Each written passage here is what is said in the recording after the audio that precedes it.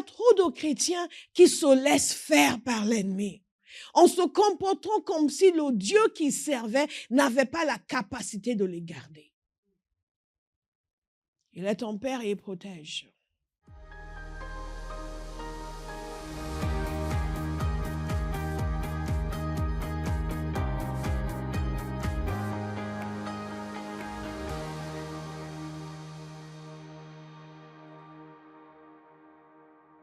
J'ai un peu de nostalgie. Parce que toute cette année, nous avons parlé des attributs de Dieu. Et nous sommes en train d'arriver à la fin. L'autre jour, il y a quelques semaines, je me suis réveillée. Et la première chose qui m'est venue au réveil, le Seigneur a commencé à me parler. Et il m'a parlé de knowing God as your Father. Et ça m'a tellement, il y avait une telle présence de Dieu. On va y arriver, ne demandez pas la traduction. Il y a des gens qui n'ont pas été attentifs à l'école pour les cours d'anglais. On vous pardonne. Et une telle présence de Dieu. Donc, je suis restée dans cette présence en méditant sur Dieu comme Père. Et au début, je pensais que le Seigneur voulait que j'écrive un livre là-dessus. Vous le lirez, Non, vous ne le lirez pas. Moi, je le lirai. Et après, je dis, ah non, c'est une révélation pour moi. Donc, j'ai passé plusieurs semaines à méditer. S'il y a une dimension de Dieu qui m'a toujours parlé dès ma conversion, c'était le fait que Dieu était mon Père. Et c'est une révélation qui m'a fait traverser beaucoup de situations de vie. Mais je n'avais pas l'intention d'enseigner sur cela parce que théologiquement, quand on enseigne sur les attributs de Dieu, sauf si on parle du fait que Dieu est Trinité, on ne parle pas du fait que Dieu est Père. Vous me suivez? Je voulais encore parler de transcendance et d'immanence avant la fin de l'année. Mais les gens de Courracine l'ont fait la semaine dernière. Mais donc, c'est devenu une conviction que je devrais vous enseigner sur le fait que Dieu est notre Père. Alléluia. Et je trouve que c'est extraordinaire parce que toute l'année, nous avons vu les attributs transcendants de Dieu, n'est-ce pas? Et ce qui est extraordinaire, c'est d'arriver à ce stade et dire que ce Dieu qui se suffit à lui-même, ce Dieu qui est transcendant, qui est saint, qui est amour, qui est bon, qui est souverain, qui est immuable, que ce Dieu est aussi mon Père. Et je vais vous inviter à prier pour que le Seigneur vous donne la révélation du fait qu'il est Père. Si le Seigneur le permet, nous allons continuer sur cela le jour de l'an. Je trouve qu'il y a quelque chose d'extraordinaire dans le fait de commencer l'année en méditant sur le fait que Dieu est mon Père. Dans Matthieu chapitre 6, est-ce que vous y êtes? Dans Matthieu chapitre 6,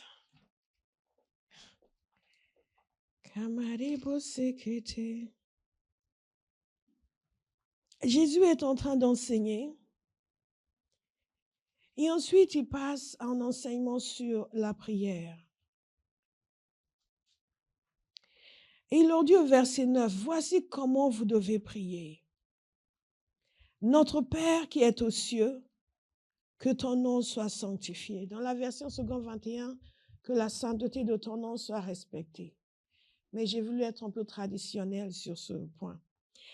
Notre Père qui est aux cieux, que ton nom soit sanctifié, que ton règne vienne, que ta volonté soit faite sur la terre comme au ciel. Vous allez remarquer que les premières parties de cette prière que nous appelons le Notre Père se dirigent exclusivement vers la personne de Dieu. Mais ce qui nous frappe le plus, c'est le début où il nous dit de prier notre Père qui est aux cieux. Maintenant, nous avons tellement l'habitude, et partout vous voyez les chrétiens, ils vont prier, ils vont dire Père, n'est-ce pas? Instinctivement, les chrétiens vont dire Père. De temps en temps, nous voulons montrer que nous connaissons les noms de Dieu. Nous allons dire, tu es Elohim, tu es El Shaddai. Et nous entrons dans tous nos... Mais quand nous voulons vraiment prier, simplement nous disons Père. Et nous en avons tellement l'habitude que parfois nous perdons la révélation.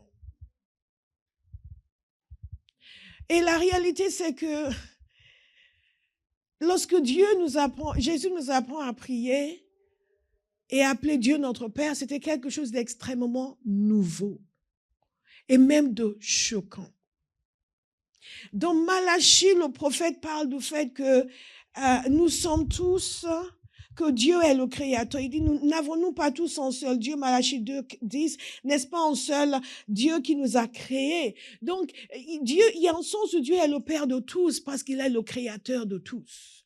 Parce que tout vient de lui. Est-ce que vous me suivez? Israël le voyait comme le Père, mais les gens individuellement ne l'appelaient pas leur Père. Il était le Père de la nation. Et pendant des siècles, on n'a pas trouvé une seule prière juive où les gens s'adressaient individuellement à Dieu comme leur Père. Est-ce que vous me suivez? Si nous allons comprendre non seulement la révolution que c'est qu'un être humain puisse voir Dieu comme son Père, c'est important de nous d'être attentifs à ces choses. Et que les choses que vous dites depuis des années vont enfin prendre un sens pour vous. Ça, c'est vraiment ma prière. Parce que si vous connaissez Dieu comme votre Père, tout va changer. Que tous ces extraordinaires attributs de Dieu appartiennent à quelqu'un avec qui vous avez une relation de père et enfant. Parfois, les enfants ont des problèmes avec leurs parents. Oui, pourquoi mon père n'est pas comme ça? Pourquoi ma mère n'est pas comme ça? Parce qu'elle n'est pas comme ça.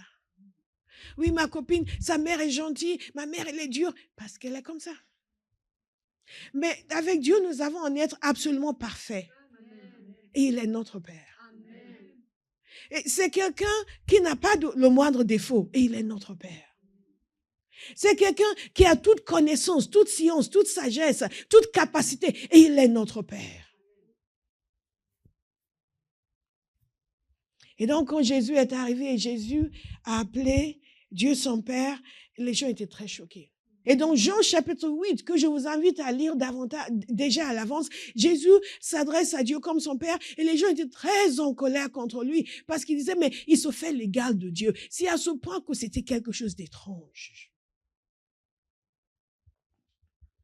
Mais ce n'est pas juste que Jésus a amené cette révélation concernant lui-même. Il nous a dit, nous, que lorsque nous prions, nous devons nous adresser à Dieu comme notre Père. Alléluia. Et c'est vraiment important de saisir parce qu'à un moment donné, il parlait avec les gens autour de lui qui étaient en colère contre lui et il a fait une distinction. Parce que eux, ils auraient dit que oui, globalement, Dieu était leur Père. Mais il leur a dit non. Si Dieu était votre Père, vous me recevrez. Mais vous avez pour Père le diable. Donc Jésus est en train de nous dire que dans le sens strict du terme, tous les êtres humains ne sont pas les enfants de Dieu. Et nous allons voir cela plus tard, parce que souvent lorsque vous annoncez l'évangile, les gens vont vous dire, ouais, nous sommes tous les enfants de Dieu. Mais selon Jésus, non. Et comment est-ce que, et on verra ça aussi le jour de l'an, si le Seigneur le permet, plus en détail, et qui sont ceux pour qui Dieu est réellement le Père, dans le sens strict du terme. Je vais vous lire quelques passages dans, et ça doit réjouir le cœur de quelqu'un quand même ce matin. C'est qu'en esprit, il est le Père de certains, mais pas de tous. Et dans Jean chapitre 1, verset 12, mais à tous ceux qui l'ont reçu, et Jean parle de Jésus. Au commencement était la parole était avec Dieu, la parole était Dieu, et il continue en disant que la parole s'est faite chair. Et elle a demeuré parmi nous. Elle est venue parmi les siens, mais les siens ne l'ont pas reçu. Mais à tous ceux qui l'ont reçu, écoutez attentivement, qui peut appeler Dieu son Père? À tous ceux qui l'ont reçu, à ceux qui croient en son nom, elle, la parole, a donné le pouvoir de devenir, dites devenir. En d'autres termes, on devient enfant de Dieu. On devient enfant de Dieu. On ne peut pas juste supposer que parce qu'on est un être humain, on est enfant de Dieu. On devient à tous ceux, et qui peut devenir enfant de Dieu? Tous ceux qui ont cru en Jésus, tous ceux qui l'ont reçu. Est-ce que vous l'avez reçu ce matin? Et si vous ne l'avez pas encore reçu, vous pouvez le recevoir avant la fin de ce culte. Déjà là où vous êtes, dites-lui seulement, je te reçois, Seigneur Jésus, je te reçois. Elle a donné le pouvoir de devenir enfant de Dieu.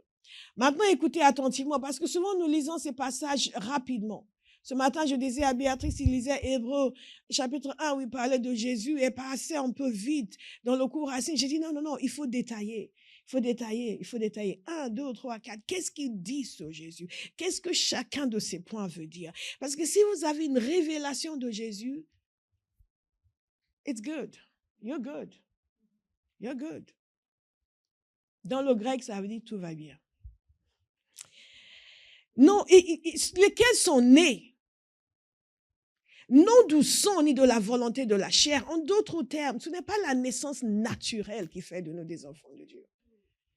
Ce n'est pas le fait qu'un jour nous sommes venus à exister, donc logiquement, naturellement, puisque nous sommes des êtres humains, nous sommes des enfants de Dieu. Non, ils disent aussi à ceux qui croient en son nom, elle a donné le pouvoir de devenir enfants de Dieu, lesquels sont nés, non du sang, ni de la volonté de la chair, ni de la volonté de l'homme, mais de Dieu. Bon, est-ce que vous m'avez entendu? Mais de Dieu. Ils sont nés de Dieu. C'est ce que Jésus a expliqué à Nicodème quand il est venu le voir. Et Jésus a dit qu'il faut naître de nouveau. Et quand nous naissons de nouveau, il y a quelque chose qui se passe sur le plan spirituel. Il y a une transaction spirituelle qui se fait. Nous naissons d'esprit et nous devenons enfants de Dieu. Alléluia. Il y a un concept dans la parole de Dieu qui s'appelle l'adoption. Ceux qui peuvent appeler Dieu leur Père, et nous allons voir. Si nous disons que Dieu est Père, qu'est-ce que ça veut dire? Mais déjà, il faut comprendre dans quel sens il est Père. Parce que parfois, il y a des gens qui ne sont pas ses enfants, mais qui se plaignent de lui. Oui, mais s'il y a un Dieu, pourquoi ceci, pourquoi cela? Qu'est-ce que tu attends de lui? Tu n'es même pas son enfant. Mais ce qui est merveilleux quand nous avons vu la bonté de Dieu, c'est que Dieu fait pleuvoir sur les justes et sur les méchants. C'est qu'il y a une bonté générale de Dieu qui est accessible à tous. À tous. Regardez ce qu'il nous a dit dans Galates chapitre 4. Nous allons revenir sur ce passage le jour de l'an par la grâce de Dieu. Je vais vous lire un peu en avant pour que vous saisissiez le contexte. Il dit aussi au verset 3, là où nous voulons aller, c'est les versets 5 et 6, mais écoutez attentivement.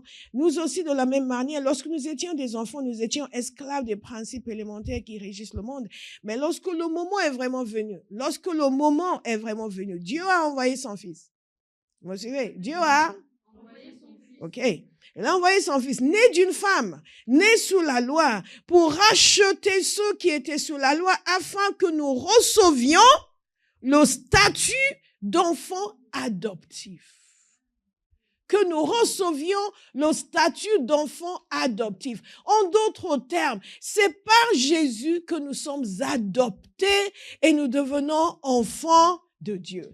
C'est important parce que lorsque nous parlons du fait que Dieu est Père, il faut savoir de qui il est Père et ce que l'on peut attendre d'un Père et de ce Père-là. Et qu'est-ce qui le caractérise? Et quand nous sommes en train de danser, de sauter, de crier, de remercier Jésus, c'est que Jésus a réellement changé la donne. Il a réellement changé nos vies. Ce n'est pas juste qu'avant vous aviez des maux de tête. Depuis que vous venez à l'église, vous n'avez plus de maux de tête. Je dis toujours aux gens que non, certains disent oui, mais je ne pouvais pas dormir. Maintenant que je viens à l'église, je peux dormir. Et je leur dis toujours, Jésus n'est pas un somnifère. Mais il nous a donné la possibilité d'être adoptés comme enfants de Dieu. Il nous a donné un statut adoptif. Je pense que vous n'entendez pas ce que je dis parce que ça ne semble pas pénétrer. Le fait que vous étiez avant enfant du diable et que Jésus vous a permis d'être adoptés et de devenir enfants de Dieu. Parce que parfois nous ne disons pas la vérité aux gens. Donc nous leur disons, viens à l'église, Jésus est bon, il va te faire du bien. Et ils viennent, ils sont contents, ils restent, mais ils ne valorisent pas le salut parce qu'ils ne savent pas ce qu'ils étaient et ce qu'ils sont maintenant devenus. Je vous ai souvent dit quand je n'étais pas encore convertie et que ces gens, ces chrétiens venaient me dire que j'étais dans les ténèbres. J'avais envie de leur faire quelque chose et je n'étais pas contente. Mais je vous assure, quand je suis venue à Christ, j'étais consciente du fait que j'étais passée des ténèbres à la lumière. Et je n'ai jamais regardé en arrière. Consciente du fait que j'étais enfant du diable. Et maintenant, je suis devenue enfant de Dieu.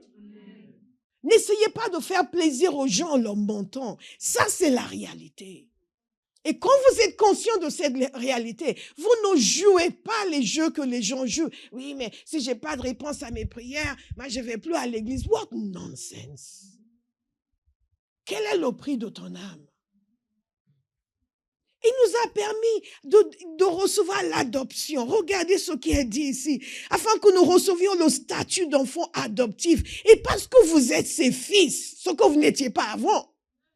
Mais maintenant, vous êtes ses fils. Dieu a envoyé dans votre cœur l'esprit de son fils qui crie Abba, Père. Alléluia. Maintenant, vous savez pourquoi cette église s'appelle Abba House. La maison de Père. La maison de Papa. Parce qu'il nous dit Papa. Il nous a adoptés. Kamarebo Saka. J'ai fait un enseignement il y a de longues années intitulé Adopté, justifié, sanctifié. Waouh! Vous devriez aller le chercher.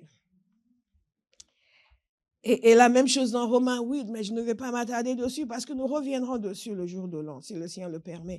Il nous dit ceci au verset 15, « Et vous n'avez pas reçu un esprit d'esclavage pour être encore dans la crainte, mais vous avez reçu un esprit d'adoption. » Dites un esprit d'adoption. Par lequel nous crions. Alléluia. L'Esprit lui-même rend témoignage à notre esprit que nous sommes enfants de Dieu. Pourquoi je me suis attardée sur cela? Parce que je veux que vous compreniez le privilège que c'est d'être enfant de Dieu. Alléluia. La gloire que c'est d'être enfant de Dieu. Et de dire que Dieu est mon Père. On ne le dit pas casually, de façon désinvolte. Oui, tu es mon Père, et donc donne-moi ceci. Comme je vous ai dit la semaine dernière, nous n'exigeons pas de Dieu, nous répondons à Dieu. Quels que soient les besoins que vous avez, vous ne venez pas au Seigneur en exigeant quoi que ce soit. Vous venez en reconnaissant le fait qu'il est votre Père. Aïe. Et quand nous sommes conscients qu'il est notre Père, même quand nous avons des demandes à présenter, nous présentons différemment. Regardez dans la prière que nous appelons le Notre Père, qui d'ailleurs n'est pas une prière, qui est une façon de prier. Amen. Et j'ai fait aussi un enseignement sur le Notre Père. Un long enseignement qui explique le sens de ces mots que Jésus nous a donnés. Vous allez voir que quand vous regardez ce passage, Jésus nous a amenés à reconnaître qu'il est notre Père, à reconnaître la sainteté de son nom, à reconnaître sa volonté, son règne. Pas d'abord à venir, Père, donne-moi. Non, non. Quand vous avez la révélation de Dieu comme votre Père, toute votre relation avec lui change. Radicalement. Radicalement. Donc, quand on parle de Dieu comme Père, ça veut dire qu'il est notre source. Et c'est ce que nous venons de lire dans ce passage. Nous avons vu que nous sommes nés de Dieu. Dans cette nouvelle naissance, c'est lui qui a orchestré les choses. C'est de lui que nous provenons. C'est sa vie qui est en nous. Alléluia. C'est sa vie qui est en nous. Donc, il est notre source. Lorsqu'on dit que Dieu est le Père, ça veut dire qu'il protège. Il protège notre âme. Il protège nos vies. Il protège ceux qui sont les siens. Et un passage que j'aime beaucoup dans Jean chapitre 10, verset 28, Jésus parle du fait qu'il nous donne la vie éternelle. Il dit, elles ne périront jamais et personne ne pourra les arracher de ma main. Est-ce que vous vous rendez compte de ce que Jésus est en train de dire? Ça ne veut pas dire que si vous décidez de le quitter, vous ne pouvez pas le quitter. Vous pouvez le quitter. Parce que s'il y a une chose que Dieu a donnée à l'homme, c'est la volonté. Et il ne perd pas sa volonté parce qu'il est né de nouveau. Je sais qu'il y a des gens qui ont dit, oui, dès que quelqu'un donne sa vie à Jésus, il ne peut pas regarder. Il peut.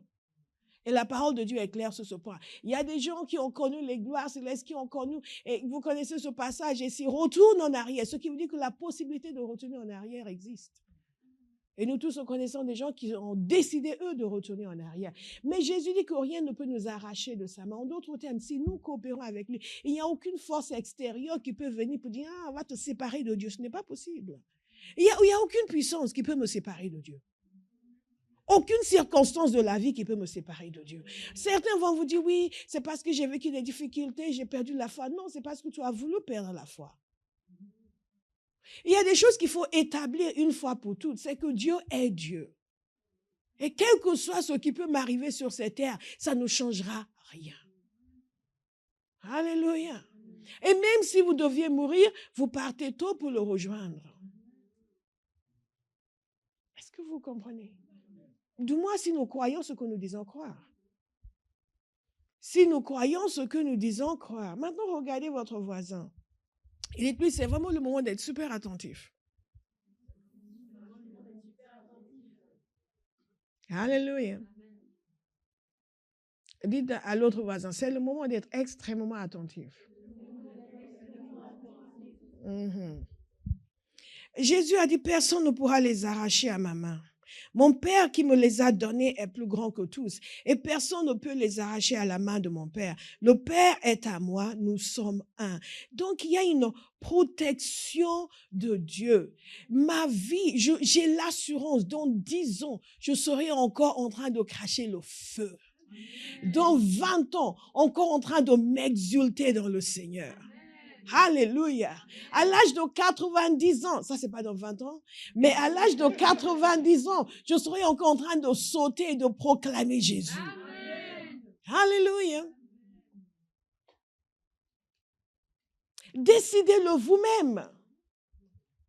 Parfois, les gens me disent, oui, j'ai peur de rétrograder. Je dis, où tu as trouvé cette peur-là? Cette peur-là n'existe pas en moi. Ça ne doit pas exister dans un enfant de Dieu. Rien ne peut vous arracher de sa main.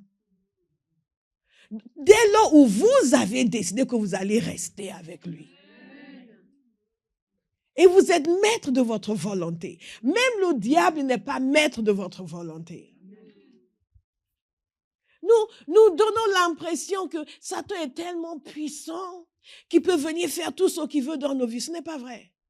Tout ce que Satan arrive à faire dans votre vie, il arrive à faire parce que vous coopérez avec lui. Est-ce que vous me suivez? C'est pour cela que je vous dis toujours qu'à chaque fois qu'il y a quelque chose qui va de travers, je vais vers le ciel pour dire, Seigneur, où est-ce que je me suis trompé? Où est-ce que j'ai fait une erreur? Où est-ce que j'ai laissé une porte ouverte? Parce que je ne peux pas accepter que Satan peut à n'importe quel moment se déchaîner contre moi. Il n'a pas le droit. Oh oui, il va toujours essayer. Parce que c'est son métier. Et à ce que je sache, il n'a pas été licencié. Mais il y a trop de chrétiens qui se laissent faire par l'ennemi, en se comportant comme si le Dieu qu'ils servaient n'avait pas la capacité de les garder. Il est ton Père et il protège. Dites, il protège. Il protège. Il protège. Il protège. Il protège.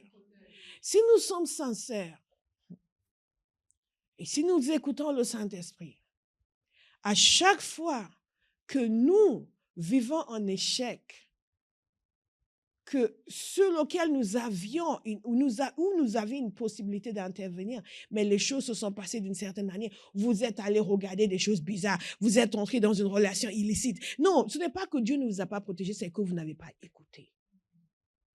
Vous me suivez? Parfois, les gens vont faire, quelqu'un qui va faire des malversations au travail, qui va être viré, qui va se plaindre, parce que après tout, j'ai donné ma dîme. Vous êtes là, tu as volé de l'argent au travail. Tu as donné ta dîme. Tu as pris de l'argent volé pour donner au Seigneur. Tu as pollué son offrande. Et maintenant, tu te dis pourquoi Dieu n'a pas empêché que tu sois licencié. La plupart d'entre nous, nous allons dire, ah quand même. Mais chacun de nous dans nos vies, nous avons des moments où nous nous soustrayons à la main de Dieu, de nous-mêmes. Parce que dans un domaine, nous sommes têtus. Et nous estimons que Dieu doit le faire quand même. Est-ce que je peux vous expliquer quelque chose? Dieu ne fait pas quand même. Tout ce que nous avons vu nous a fait comprendre que Dieu est saint, Dieu est juste, il est bon, il est amour. Et dans son amour, il va vous laisser souffrir pour votre désobéissance.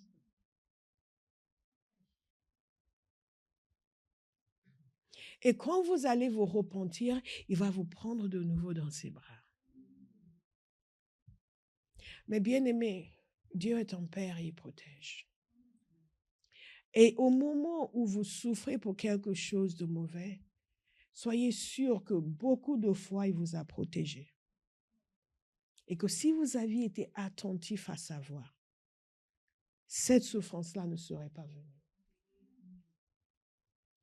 Est-ce que ça veut dire qu'il n'y a pas de souffrance dans le monde? Il y a de la souffrance.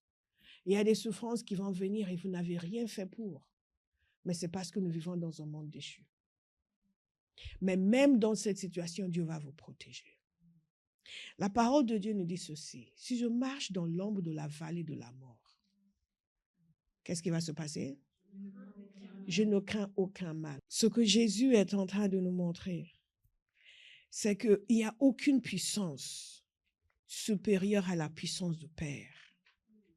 Et que si nous vivons nos vies entre les mains du Père, aucune puissance ne peut nous séparer de lui, ne peut nous arracher de lui, ne peut nous arracher de ses mains. Il y a quand même quelque chose d'extraordinaire de savoir que mon Père est le Tout-Puissant. Alléluia. Mon Père est le Tout-Puissant.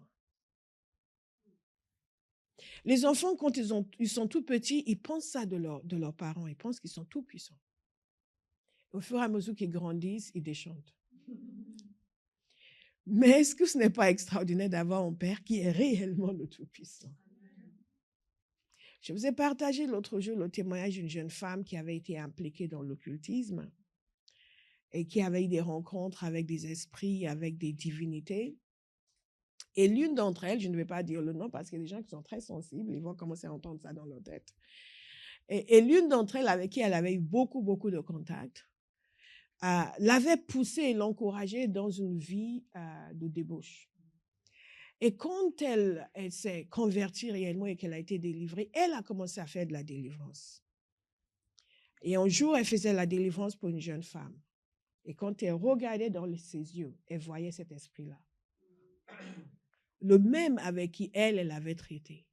Elle l'a vu, elle l'a appelé par son nom, elle lui a dit, sors d'elle. Et vous savez ce qui s'est passé? Évidemment, l'esprit était obligé de sortir.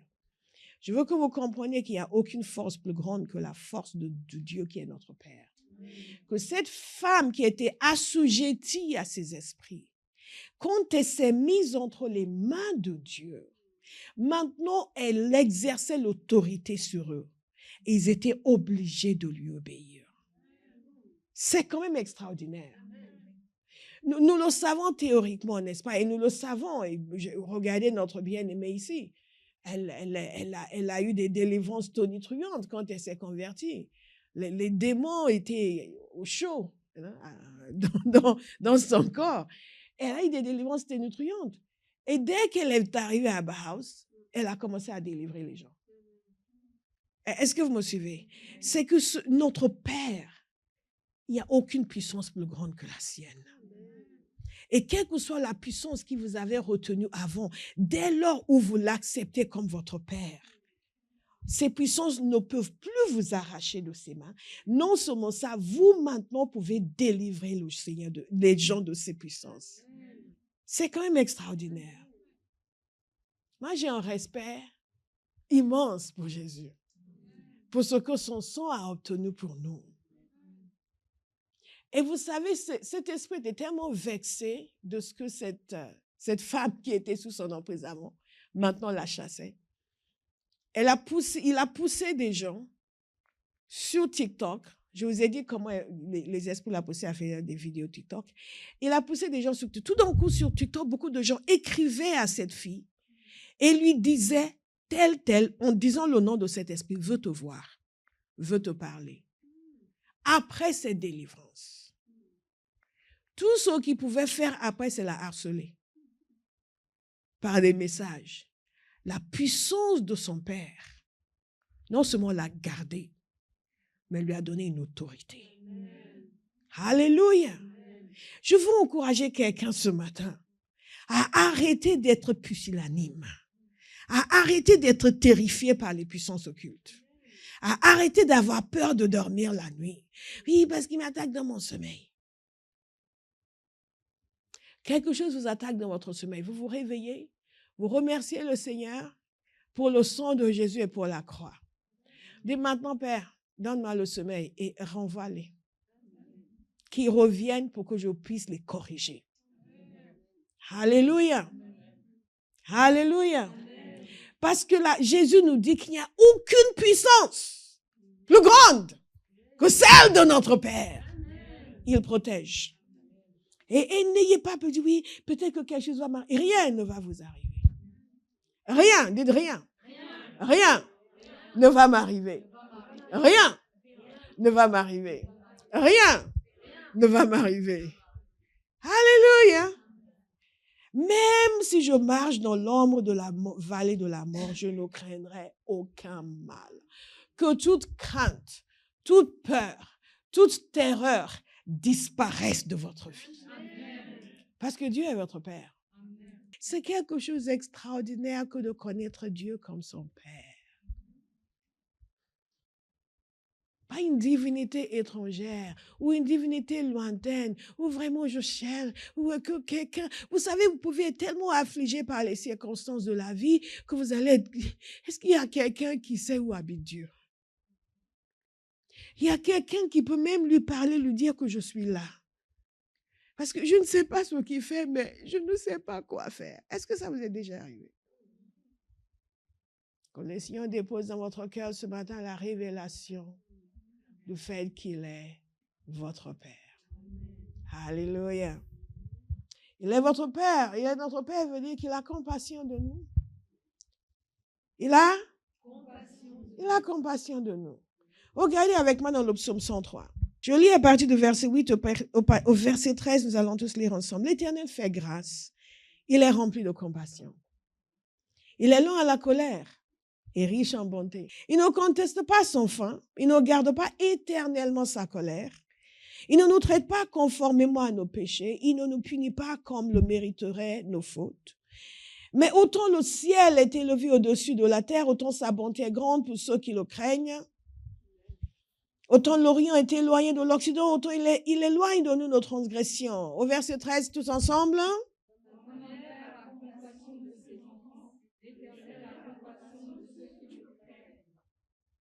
Verset 14.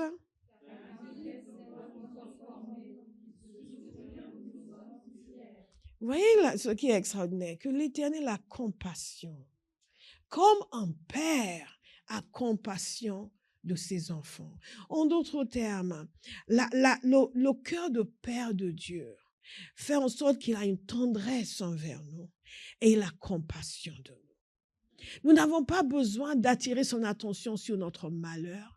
Nous n'avons pas besoin de pleurnicher dans sa présence. Nous n'avons même pas besoin de nous énerver. Pendant des années dans l'église, j'entendais les gens dire qu'ils ont prié pendant des années. Ils n'ont pas eu de réponse. Et un jour, ils se sont énervés. Ils ont dit, Dieu, si tu es là, fais quelque chose. Après tout, tu es mon Père. Et ils ont eu la réponse. Je me dis, mais c'est quoi ce genre de relation? Si votre relation avec Dieu, c'est qu'il faut que vous le criez dessus pour qu'il vous réponde, ça me paraît extrêmement bizarre. Ça, c'est très, très bizarre. Et c'est une très mauvaise image de Dieu que nous donnons. Pour donner l'impression que Dieu, il est pépère, il est tranquille dans son monde, il vit sa vie, il ne fait pas trop attention à nous. Si tu veux qu'il te réponde, tu as intérêt à le secouer, hein. Tu as intérêt à t'énerver. Vous savez comment font certains parents? J'ai dit certains parce que c'est pas bon. Ils disent à l'enfant, leurs enfants ne les écoutent jamais. Il faut qu'ils haussent le ton, il faut qu'ils crient pour que l'enfant réagisse. Si vous êtes comme ça, vous n'êtes pas en train de faire l'éducation comme il faut. L'enfant doit vous écouter sans que vous ayez à crier. Oh, les parents sont silencieux. Amen. Amen. Amen. Ah, l'enfant doit obéir sans que vous ayez à... Si vous devez crier pour que vos enfants obéissent, il y a un échec dans l'éducation. Et nous pensons que Dieu est comme ça. Il faut lui crier dessus, il faut s'énerver, il faut pleurer, il faut insister, ou même dans un couple. Vous le suivez partout. Écoute, je t'ai dit hier, mais laisse-moi, je veux toi. Oui, et alors, écoute, je t'avais dit hier, il faut qu'on fasse ça, il faut qu'on fasse ça, mais laisse-moi. Ok, d'accord, je te laisse. Écoute, je t'avais dit hier, mais je suis en train de prendre mon petit déjeuner. Oui, mais même. Oui, parce que si je n'insiste pas, tu ne vas pas le faire. Il y a un problème. Et nous pensons que Dieu est comme ça. Mais la parole de Dieu nous dit qu'il a compassion de nous. Dites-il a compassion de moi. Il a compassion de moi. S'il a compassion de moi, ça veut dire qu'il voit ma souffrance avant même que je ne la voie. Et non seulement ça, il la voit venir. Et quel que soit ce qui arrive dans la vie d'un enfant de Dieu, Dieu l'avait vu venir. Je vous ai parlé la semaine dernière d'une servante de Dieu à qui Dieu avait parlé pour lui dire d'apprendre à fonctionner dans la paix. Oh, c'est mercredi que je vous l'ai dit. D'apprendre à fonctionner dans la paix. Et elle a appris à fonctionner dans la paix. Pendant 2 ans, elle s'est exercée à fonctionner dans la paix. Et un jour, elle a eu une information sur son mari. Et curieusement, elle était dans la paix. Parce qu'elle avait fonctionné dans la paix pendant 2 ans, sous l'inspiration du Saint-Esprit. Et son propre témoignage, c'est que le Seigneur savait ce qui allait se produire. Vous allez me dire pourquoi elle ne l'a pas changé, je ne sais pas. Il ne lui a pas dit et elle ne lui a pas demandé.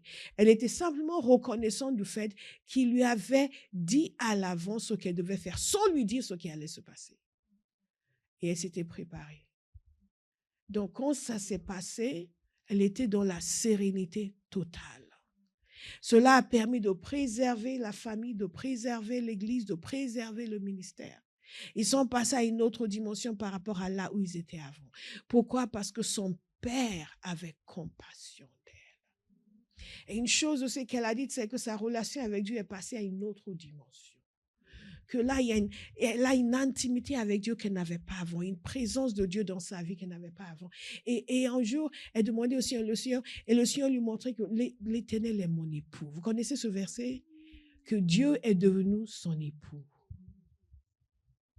Et donc, la présence du Père l'envahit totalement parce qu'il a compassion. Et est-ce que je peux vous dire ce matin que l'Éternel a compassion de vous? Que l'Éternel a compassion de toi. Ton Père a compassion de toi.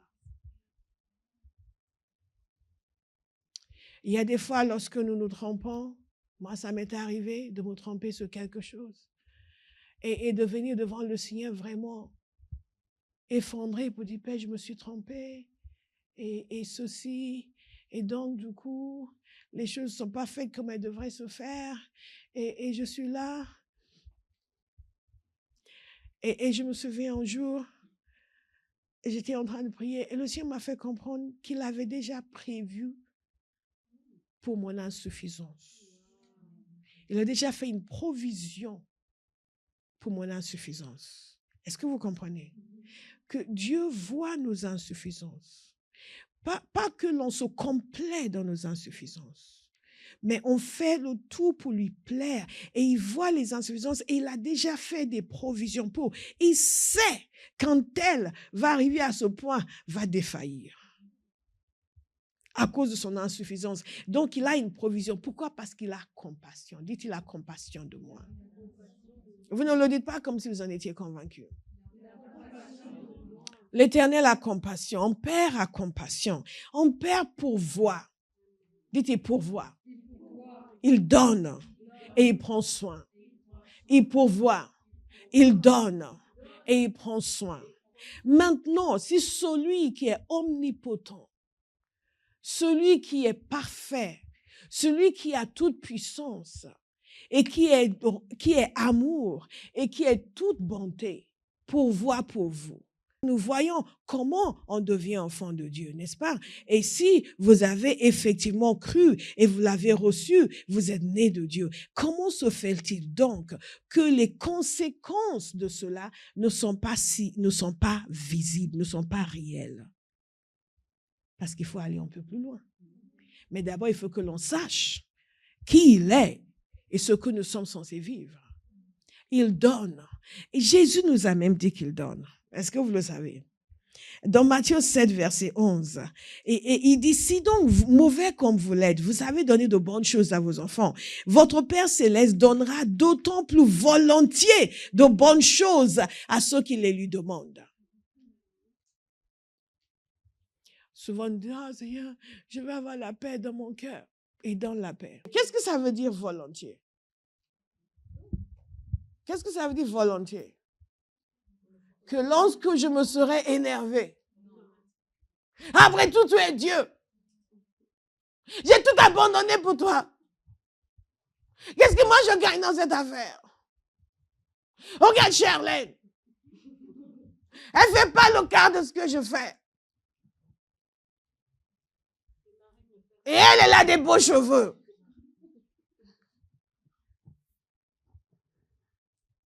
Pourquoi moi? Pourquoi moi? C'est injuste.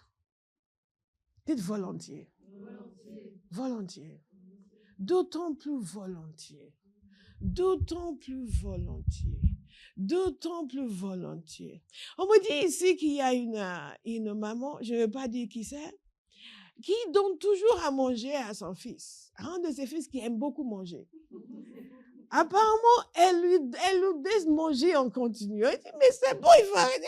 Dès qu'il dit je veux, elle lui donne. Dès qu'il dit je veux, elle lui donne. Dès qu'il dit je veux, elle lui donne. La personne sait déjà. Dès qu'il dit elle lui donne. Évidemment, il ne faut pas trop donner à manger à un enfant, mais ce que je veux souligner, c'est l'aspect volontiers. Volontiers. Ensuite, il y a un garçon aussi qui avait des goûts de luxe. Petit, il avait déjà des goûts de luxe et il voulait toujours des choses chères. Et à chaque fois, toi aussi tu lui achètes ça. Pourquoi? Parce qu'elle donne volontiers. Dites volontiers. Volontiers.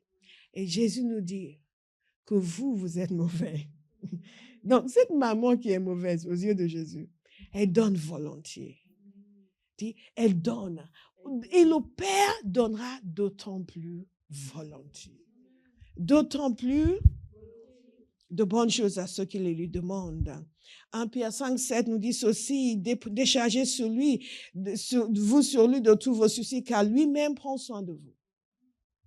Donc, quand on prie, on ne vient pas pour pleurnicher, pour crier.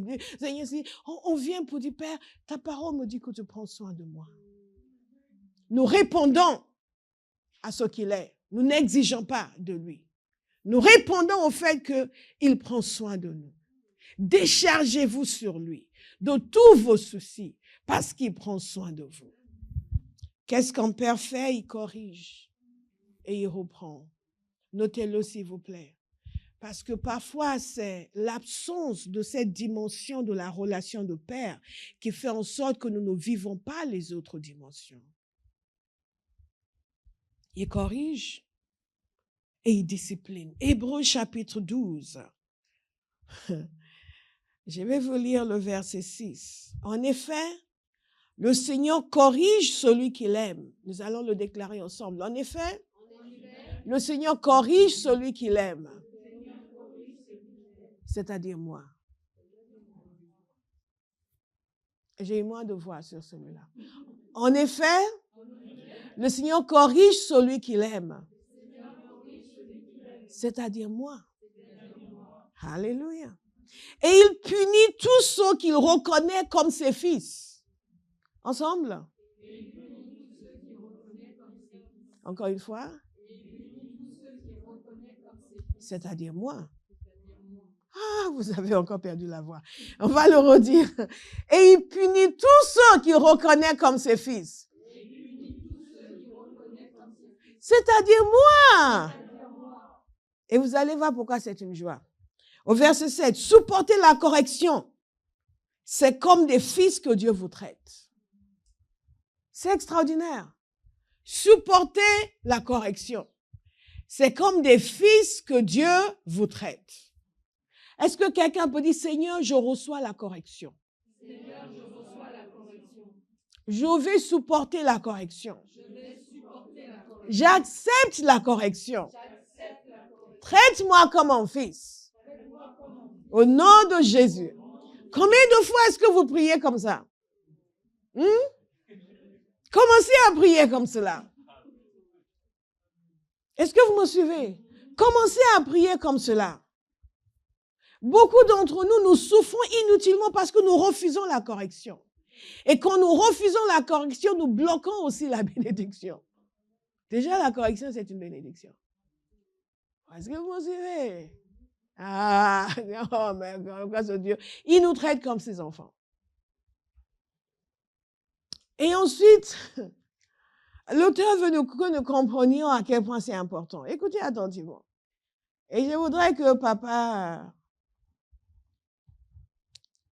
Déjà, la question que je dois poser aux pères qui sont là, c'est que, est-ce que vous acceptez autant la correction de Dieu que ce que vous infligez à vos enfants? Et aux mamans qui sont là, est-ce que vous acceptez autant la correction de Dieu que la correction que vous infligez à vos enfants? Ou vous pensez que Dieu va juste vous donner, et vous allez corriger vos enfants? Je devrais demander aux enfants. Quel est l'office qu'un père ne corrige pas? Vous savez, il y a deux moyens de montrer aux enfants, de manquer d'amour envers les enfants. Un, c'est de les maltraiter. L'autre, c'est ne pas les corriger. Un enfant qui n'est pas corrigé, c'est un enfant qui n'est pas aimé. Ce n'est pas parce qu'on aime trop un enfant qu'on ne le corrige pas. C'est parce qu'on s'aime trop. Et on veut que l'enfant nous aime. Et on pense que si l'enfant n'est pas content, il ne va pas nous aimer comme on voudrait être aimé. On ne veut pas qu'il soit mécontent parce qu'après... j'ai déjà parlé avec les parents. Oui, mais si je le corrige après, il va dire que je ne suis pas gentil. Vous me suivez? Ça veut dire que vous n'aimez pas cet enfant. C'est vous-même que vous aimez. Vous voulez qu'il vous aime. Vous voulez qu'il dise de bonnes choses sur vous. Donc, vous le laissez. Et c'est la même chose dans l'Église. Il y a des serviteurs de Dieu qui ne reprennent jamais. Qui ne corrigent jamais. Qui ne disent jamais tel comportement n'est pas conforme à la parole de Dieu. Vous ne devez pas faire ceci. Pourquoi? Parce qu'ils veulent être populaires. Ils veulent être aimés. Mais quand on aime les gens, on leur dit la vérité. Et la parole de Dieu nous dit ici, écoutez attentivement, ça c'est une des dimensions les plus importantes du rôle de Dieu comme Père. Parce que Dieu est saint et Dieu est juste. Et dans sa justice, il ne peut pas laisser le péché impuni. Et une des raisons pour lesquelles beaucoup de chrétiens souffrent, c'est parce qu'ils ne se conforment pas à la loi de Dieu. Ils pensent que nous sommes sauvés gratuitement par le sang de Jésus. Nous allons continuer à vivre comme des hors-la-loi. Ce n'est pas biblique. Nous sommes entrés dans ce royaume. Jésus nous a sauvés. Nous sommes nés de Dieu. Nous sommes devenus enfants de Dieu. Dieu est notre souverain. Il est aussi notre Père. Et une des conséquences de cela, c'est que nous nous soumettons à son autorité et à sa discipline. Est-ce que quelqu'un va le dire avec moi? Je me soumets à son autorité et à sa discipline. Je me laisse corriger par le Saint-Esprit. Je me laisse conduire par le Saint-Esprit. Alléluia. Et je l'accepte avec tout mon cœur. Amen. Amen. Mais si vous êtes dispensés de la correction à laquelle tous ont part, c'est donc que vous êtes des enfants illégitimes et non des fils. En d'autres termes, si Dieu ne vous corrige pas, c'est que vous n'êtes pas ses fils. Et vous vous souvenez, j'ai l'habitude de vous dire que si vous n'avez jamais entendu le Seigneur vous reprendre, vous ne l'avez pas encore entendu.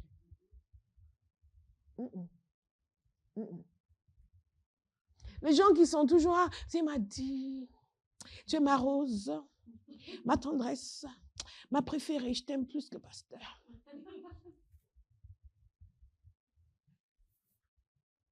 Oh, quand je te vois, mon cœur de Dieu se réjouit. Quand je pense à toi, j'ai des larmes aux yeux. Ah, enfant chéri, préféré, merveilleux. Comment? Toi, comme l'adultère. Oh, mais je t'aime.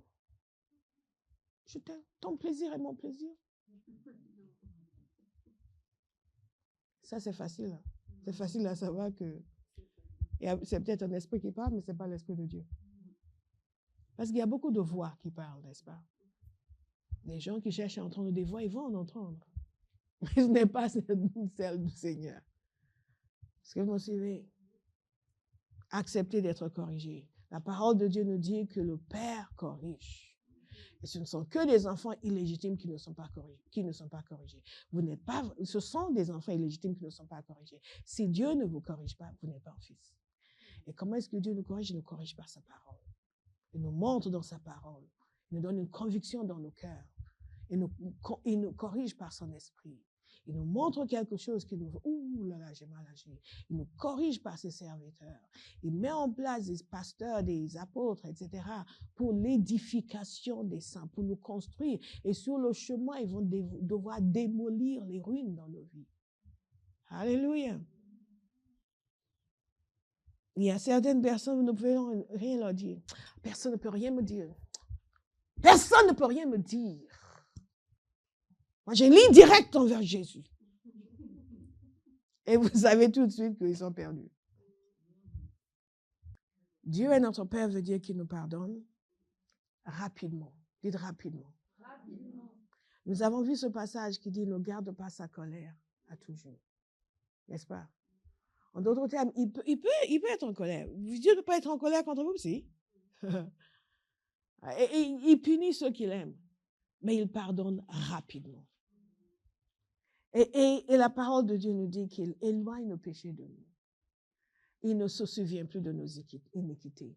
Il choisit de ne rien retenir contre vous. Isn't that amazing? Isn't that amazing? Parfois, je discute avec ma mère et de temps en temps, elle parle, elle nous rappelle encore. Ah oui, mais ton frère, quand il avait 5 ans, il faisait ça. Elle n'a pas oublié. Vous vous souvenez? Elle n'a pas oublié. Le frère en question a presque 60 ans. Mais elle se souvient de ce qu'il faisait à 5 ans. Et parfois, elle dit, ah, mais toi, tu n'aimais pas cuisiner. Elle a raison. Et quand elle cuisinait, elle tenait, vous savez, les mères africaines, il faut apprendre à l'enfant à cuisiner. Vraiment. Et il fallait, mais j'ai une sœur qui était très docile. Et elle était vraiment agréable, sinon je l'aurais détestée. Parce qu'on aurait pu être rebelles ensemble. On aurait eu plus de force. mais elle a trahi notre génération. Elle s'est alliée dans sa gentillesse avec les parents. Et elle venait dire, non, mais c'est Mommy said. Mais elle était l'aînée, donc elle avait déjà donné un trop bon exemple. Et nous autres, on semblait être des gens pas bien parce qu'elle était... Si j'avais été l'aînée, j'aurais dit, sit down, we're not going. Mais je ne pouvais pas. Elle a détruit une velléité de rébellion. Mais ma mère vous dira encore, ah oui, toi, quand on te demandait de venir faire la cuisine, tu faisais ça, tu faisais ça, tu faisais ça, tu faisais ça. Moi, tout ce que je me souviens, c'est qu'elle me torturait. Je dis, oui, il faut mettre, qu'est-ce qu'on met? Il faut faire une sauce. Mais je ne sais pas comment faire vos sauces. Pourquoi je dois savoir? Et pour elle, c'était un crime. Un crime. Qu'est-ce qu'on va en faire? Elle ne peut pas cuisiner, elle ne peut pas faire des sauces. Et tous les jours, je lui savent que je cuisine merveilleusement bien. Mais pour elle, c'était un crime. Mais elle avait ses idées. Et aujourd'hui encore, elle va les ressortir. À mon âge. Je sais qu'Amandine pensait que j'avais son âge. Et le jour où je lui dis, il faut confesser la parole. Ça fait des années que je déclare. Je ne vais pas vous dire ce que je déclare, mais ça marche. Donc, mais vous vous souvenez, vous vous rendez compte? Donc la parole de Dieu nous dit qu'il ne se souviendra plus de nos iniquités. Il ne va pas vous ressortir le dossier de quand vous aviez 12 ans et vous avez brûlé la voiture de votre père pour vous dire que tu vois, l'iniquité a toujours été en toi. Maintenant, aujourd'hui, tu brûles ta maison. Qu'est-ce que tu veux que je fasse? tu es un incendiaire. C'est dans ta nature. Non, il va vous traiter comme si vous n'aviez jamais péché. Ah, my God. Quand je médite sur ces choses, tout de suite, je me commence à prier. Seigneur, je veux être comme toi. Aide-moi à être comme toi. Tu es trop magnifique. Il va vous traiter comme si vous n'aviez jamais péché. Il pardonne. Dites, il pardonne. Et ça, c'est un vrai père. Et c'est important pour nous de méditer sur ces choses parce que beaucoup d'entre nous n'avons pas eu des pères comme ça. N'est-ce pas? Nous n'avons pas eu des pères comme ça. Et même dans une famille, les expériences sont différenciées. Est-ce que vous me suivez? Moi, j'étais très proche de mon père. Un de mes frères, il a toute une autre histoire. On aurait pensé qu'on ne parlait pas du même homme. Mais si nous ne méditons pas sur la parole, nous allons garder une image défectueuse du Père. Parce qu'il n'existe pas de Père comme lui, en réalité. Et pour tous les hommes, s'il vous plaît, et les mamans, méditez sur Dieu, ce qu'il est comme Père, et cherchez à l'imiter dans vos rapports avec vos enfants. Parfois, quand je vois les parents qui ne corrigent pas leurs enfants, j'ai de la peine pour l'enfant. Parce que je dis, ces parents, ils se font plaisir aux dépens de l'enfant, aux dépens de son éducation, aux dépens de la discipline, la vie disciplinée qu'il est censé avoir. Dites discipline. Discipline. Discipline. C'est tellement plus facile d'apprendre la discipline à un enfant. Que l'enfant grandisse et se rende compte qu'il doit être discipliné. Et dans la vie chrétienne, beaucoup de gens ne sont pas disciplinés parce que leurs parents ne leur ont pas appris la discipline. Qu'est-ce qui fait qu'un chrétien ne peut pas tous les jours se lever et avoir un temps de prière avant de quitter la maison? L'absence de discipline. Qu'est-ce qui fait qu'on doit inciter, encourager quelqu'un qui est chrétien depuis des années à prendre un temps chaque jour pour prier? Vous n'êtes pas discipliné. Vous n'êtes pas discipliné. Et si vous n'avez pas cette discipline, vous n'allez jamais connaître Dieu comme votre Père. Parce que Dieu ne se connaît pas au coin de la rue. Il mérite l'attention. Dites à quelqu'un, il mérite l'attention. Donc, prends le temps pour le connaître. Prends le temps pour le contempler chaque jour. Ne dis pas, Seigneur, je t'aime, alléluia, coucou, tu es bien, moi c'est ciao. Ah, Dieu, tu es cool. Non, ne soyons pas des amours, c'est ton Père. Il mérite le respect. Il mérite l'honneur. Il pardonne. Il pardonne. Et il donne, pour terminer, il nous donne un foyer. Il nous donne une maison. Il nous donne un domicile. Il est notre domicile. Notre domicile. Nous sommes domiciliés en lui. Il est notre chez nous. Vous me suivez? Je cherche le moyen de dire le mot home en anglais. He's our home. He gives us a home. Vous comprenez? He gives us a home. En lui, nous trouvons notre place, notre domicile. En lui, nous trouvons notre lieu d'habitation. Et dans ce lieu d'habitation, nous avons notre place. Personne ne peut nous déloger. En lui, nous sommes à la maison. Et là où c'est chez vous, personne ne peut vous chasser. Si vous avez pris un prêt pour acheter une maison, si vous ne payez pas, ils viendront vous chasser. Si vous êtes locataire, vous êtes là depuis 20 ans, le jour où vous ne payez pas, ils viendront vous chasser. Vous allez vous rendre compte que ce n'est pas chez vous. À la maison. À la maison. Et cela donne une certaine sécurité. Nous allons parler de cette sécurité le jour de l'an. En méditant sur ce message, j'ai pensé à quelque chose. Ça fait peut-être 15 ans que je ne suis pas allée dans la maison familiale. Mais je n'ai pas la moindre pensée que je n'y serais pas reçue. Vous me suivez? Il y a une telle sécurité quand vous appartenez quelque part. Et il nous a dit aujourd'hui qu'un des problèmes de notre époque, c'est que les gens n'ont pas de racines. et qu'ils sont nés quelque part, ils vont travailler quelque part, ils vont avoir leurs enfants, ensuite leurs enfants vont aller ailleurs. Il n'y a pas de lignée, ils ne sont pas enracinés quelque part. Et donc, ça les déstabilise. Parce que nous sommes censés être enracinés. Nous sommes censés avoir un sentiment d'appartenance. Et quand vous connaissez Dieu comme votre Père, votre sentiment d'appartenance est en lui. Et cela fournit une sécurité, un bien-être, un établissement, une paix mentale, physique et spirituelle. Alléluia. Dites-lui, je t'appartiens, Père. Tu es mon domicile. C'est en toi que je trouve le sens de ma vie. Et Jésus nous a dit quelque chose de très intéressant. Il a dit, si quelqu'un m'aime, il gardera ma parole, mon Père et moi l'aimerons, et nous viendrons faire notre domicile en lui. Le Père et le Fils, et nous sommes un. C'est quelque chose de profond. Non seulement ça, quand il quittait la terre, il a dit qu'il partait, il allait préparer un endroit pour nous.